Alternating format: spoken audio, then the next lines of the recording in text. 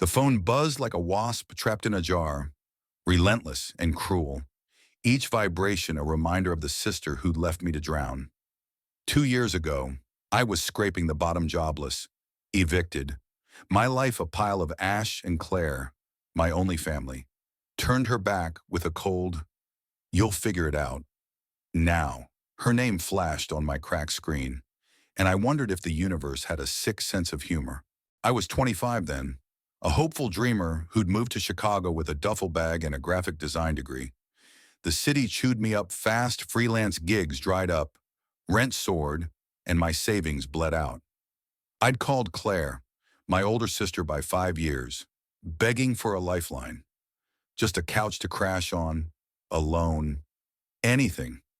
She was my rock growing up, the one who'd braided my hair and snuck me snacks when mom was too drunk to care.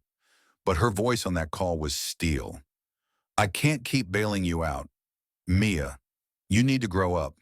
The line went dead, and so did a piece of me. I clawed my way back, nights at a diner, serving greasy burgers to truckers, days building a portfolio from a library computer. I found a tiny apartment, a new client, then another. By 27, I was freelancing full-time, my designs in local magazines. My life no longer a house of cards. I didn't need Claire anymore, or so I told myself. The scars of her rejection still burned, a quiet ache I buried under work and cheap wine. Then the call. I let it ring, my thumb hovering over decline. Curiosity won. Mia Claire's voice trembled, not the confident lilt I remembered. "I need your help." She was broke. Her husband had left. Her business, a boutique she'd bragged about endlessly, had tanked. She was facing eviction. Her daughter Lila barely eating. "Your family," she said, the word slicing like a dull knife. Family. The same word she'd ignored when I was sleeping in my car, choosing pride over me. I wanted to scream, to hurl her betrayal back at her.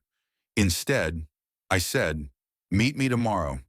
Coffee shop on 5th. I hung up, my hands shaking. That night, I didn't sleep. Memories flooded in Claire teaching me to ride a bike, her laughter when we'd sneak out to watch the stars. But then, her silence when I needed her most. Could I forgive her, should I? The coffee shop was crowded, the air thick with espresso and chatter. Claire looked older, her designer coat frayed, her eyes red-rimmed. Lila, her 6-year-old, clung to her hand, a tiny mirror of Claire's old confidence. "Mia, I'm so sorry," Claire started, her voice cracking. "I was wrong. I was scared, and I pushed you away." Her words were a punch, raw and real. She wasn't asking for pity, she was asking for a chance. Lila tugged my sleeve, her big eyes searching mine. "Auntie Mia, do you have any cookies?" I laughed, the sound surprising me. I handed her a biscotti from the counter, and something in me softened. Claire's story spilled out her husband's gambling, the debts, the boutique's failure. She'd lost everything, just like I had. But I'd had no one. She had me. I could have walked away. It would have been easy, justified even. But sitting there, watching Lila munch happily, I saw the cost of holding on to anger. It wasn't about Claire deserving my help. It was about who I wanted to be. I wasn't her, turning my back on family. "I'll help," I said finally, "but not because you're family, because I choose to be better." I gave her $2,000, enough to cover rent and groceries for a month. I set boundaries, no more loans, no more excuses. She nodded, tears falling, promising to rebuild. Over the next months, I watched her try. She got a job, enrolled Lila in school, even started therapy.